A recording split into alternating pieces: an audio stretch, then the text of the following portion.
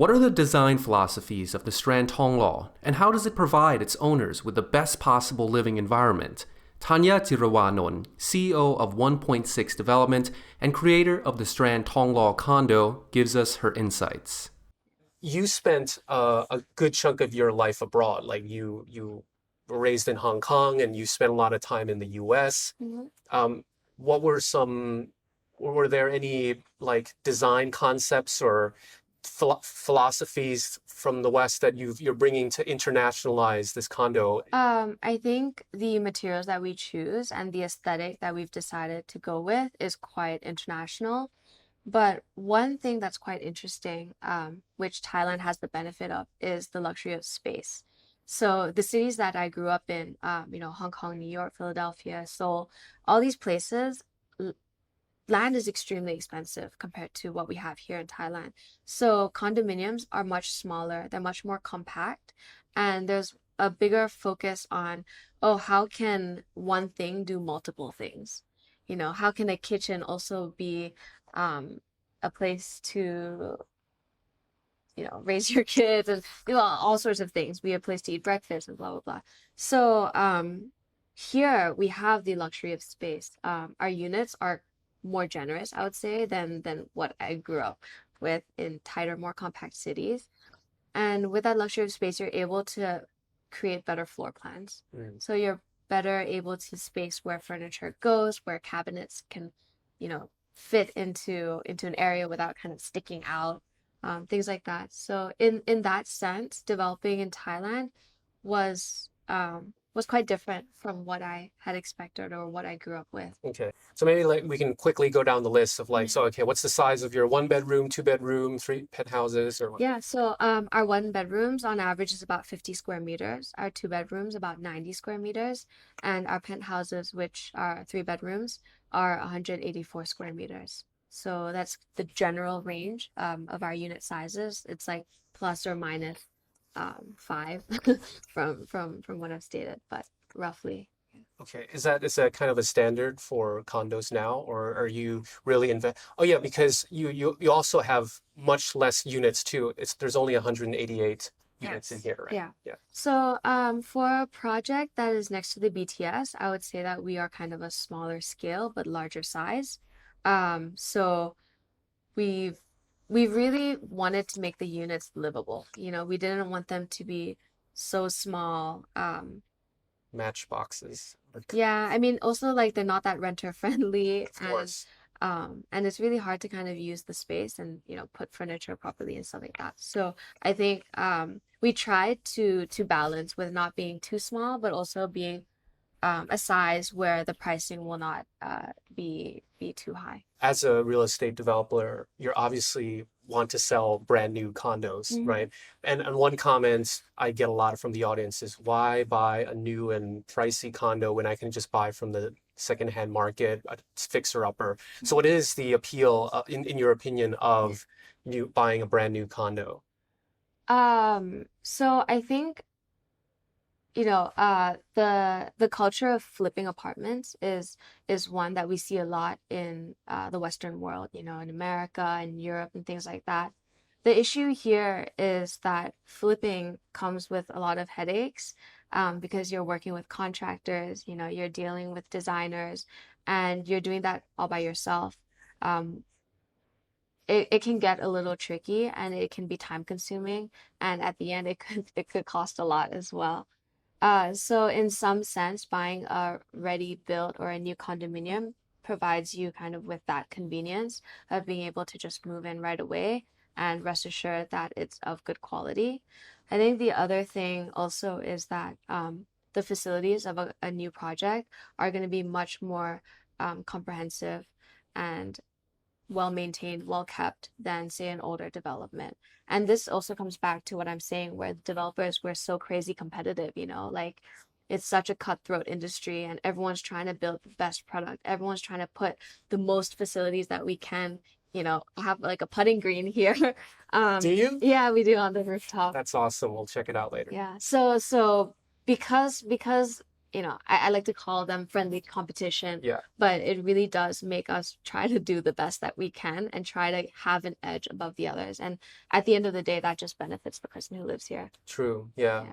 And I guess my insight into this is that buying a brand new condo, it's like buying something that only you have owned. It's like your own precious space. It's like a blank canvas that you can put your life's work and artistic expression into it. Like it's never been owned by someone else. It's like a unique piece in this city that's like truly yours. Yeah. To be honest, I feel like that's the case for any first real estate purchase is something that, you've saved money for. And, buying a home is something so inherently human about it. You know, having a roof over your head for your family and things like that is just so human.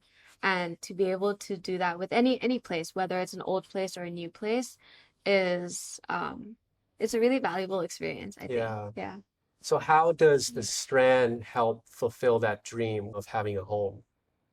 So, I think it comes back to why the Strand was built. I actually grew up abroad and I spent most of my life outside of Thailand. And when I came back here, I saw that there was an opportunity to build more than just a condominium, but something that had a sense of community, something that, a place where you kind of can know your neighbors, as opposed to just sneak up to your own roof, right? And that's why we have the Strand Park in the front, and that's why we put the F&Bs and the bars in the building as well, because we really did want to curate a place that people felt comfortable to interact with each other.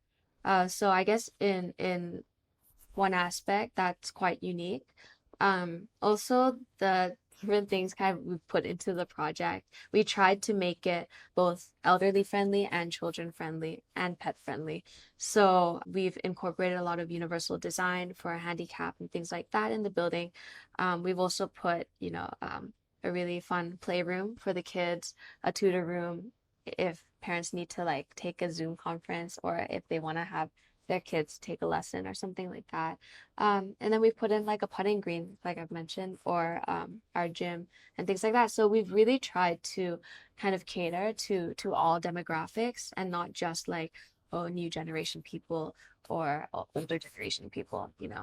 We try to keep it quite universal, the project, and also the way that the mood and tone, the materials that we've chosen is neither too flashy, too dark, or too light. It's kind of quite a neutral palette. And that's because we see that every homeowner has their own personality and everyone has something to put into their own units. So we wanted to really be a blank canvas for you to kind of decorate however you want. And rest assured it'll match with the stuff that you're buying. Yeah, yeah, Yeah, so I think that's quite important, especially if you want a project that's long lasting. If I do something that's overly trendy this year, yeah, maybe 5 years from now it's gonna look a little passé, and we yeah. don't really want to do that. Yeah. What do you think would catches their attention to make them really consider this place? It's tough because I intentionally designed this to be subtle. This building is in itself quite quietly confident. We're in an extremely visible location, yet we're not really overly flashy about Hmm. who we are and what we have to offer. Um, so maybe it's just because of how I am personally, and it reflects into the project. But I'm hoping that people who pass by or see the building naturally feel curious, to come in and see what's in here, because what you see at the surface or on the front of the street of Thonglor is quite different from what we have to offer inside. And another like insight I've gleaned from this interview right now is actually this is a very personalized project because a lot of you see maybe other projects, it's very, I mean, there's a whole huge board and there's a large company and there's a bunch of volume. But you've basically, this has been your full-time focus, this condo right here, putting your own like what you've learned throughout the years and like your own expression to this place and like you said your own QC. Yeah. It's extremely personal to me actually, starting this company and entering the industry was not because it was not really because I wanted to like make a lot of money or anything, but it was because I just love real estate. Ever since I was little, I grew up, in so many places and I moved around in so many houses. So a sense of home is extremely important to me. And if I'm able to do that as a career, then that's awesome. So I've really kind of taken that inspiration from my life and my own, personal interests and kind of build a career around that and build a product which I think quite reflects the different thoughts and ideas I have for what makes a good home.